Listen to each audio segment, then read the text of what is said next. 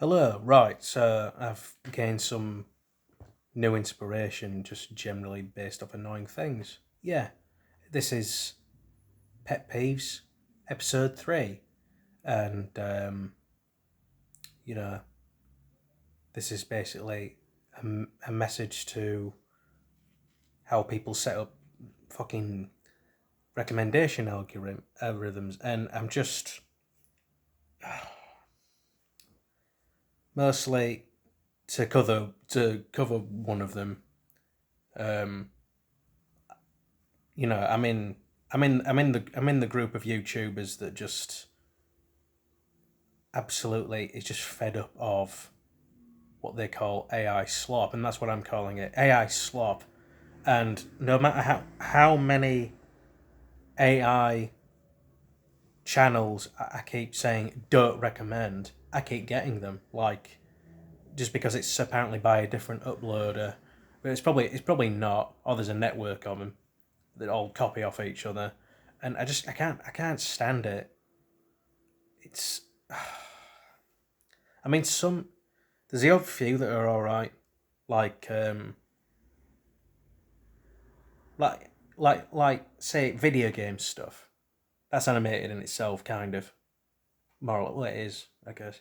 Anyway, yeah, like somebody did AI version of characters from Tekken's original through to maybe 4. Somebody really did a really good AI art thing of um, the Tekken 2 character select screen.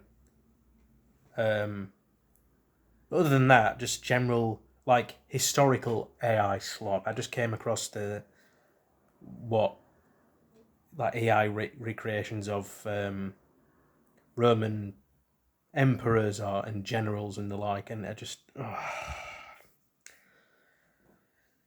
yeah. Um, I think the moderators on YouTube just do it on purpose, and part of the pet peeve thing is it's annoying that and um, you know, people who do original content and work their ass off to do that and go out of the way generally get less views than someone who just. I mean, I recognize that it's a skill in of itself, but it's just there's so much of it, all this AI shit, and yeah, and there's a relatable thing like I was like one morning before work yesterday, I was watching the film Not Okay, and it's sort of relatable in the fact that there's a guy who does all the AI slop, and you can tell right away when you've seen most of these. Like he says, he went to, um, you know, Paris, Rio, all the people, and he's getting views and views and views, and then the main character, um, the thing is, she does the AI slop thing, and but that's less noticeable, I think, than the AI slop that the guy did, and he got more views. I'm just thinking, that's so that's so true. People just,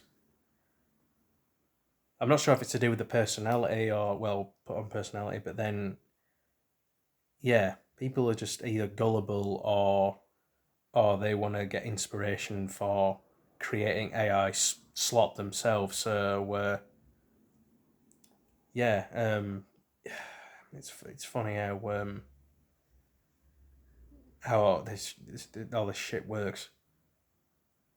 Um, yeah, and oh yeah, yeah, and this is basically yeah YouTube based ranting. Um, what I don't get is when you create your own playlist, it still creates mixes for you, which is sort of all right, but it's just mixes from things you've listened to. And no matter how many times I say I'm not interested, and it does the whole, you tune your recommendations. It's like, well, no, you weren't. That just means you'll give me another mix playlist when I've already got multiple public music playlists anyway that people can listen to, and are in.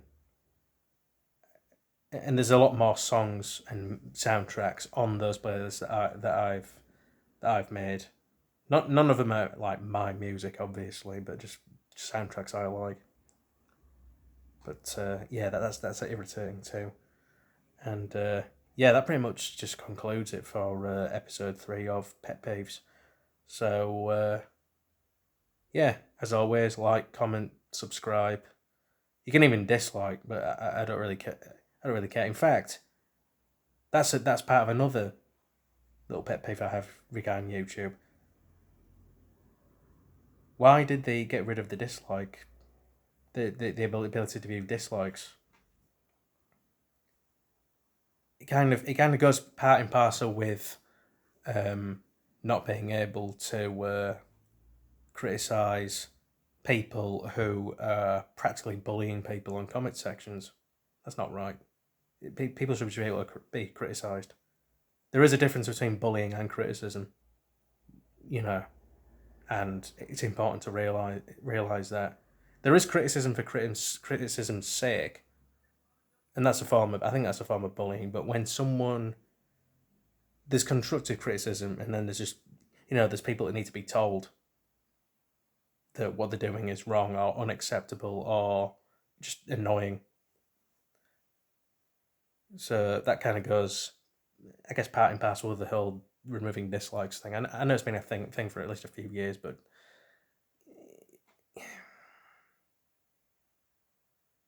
I don't know. Part of me actually wants to see any dislikes I get.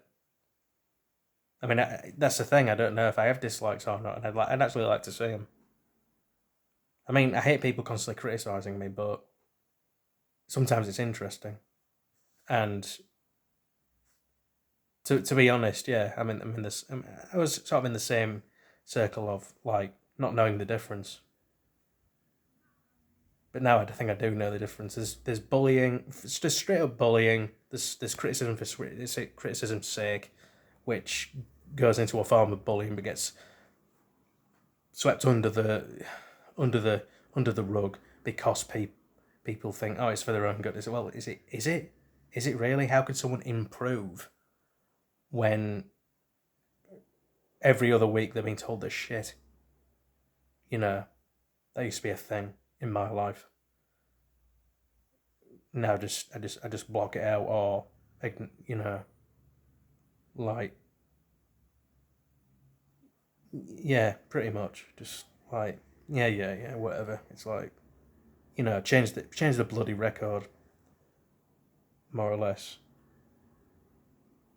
And like my dad, I used to just argue and argue and argue and argue, and I've realized it only goes so far, because that just turns into a pissing contest that goes nowhere.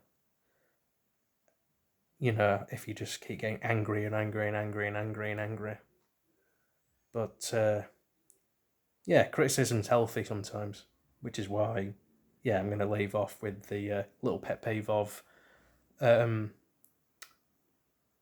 the dislike button on YouTube.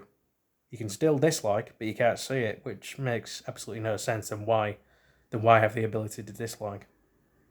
All right, so I'm gonna end it there before I and and waffle on. So this is History Boy signing off. Peace.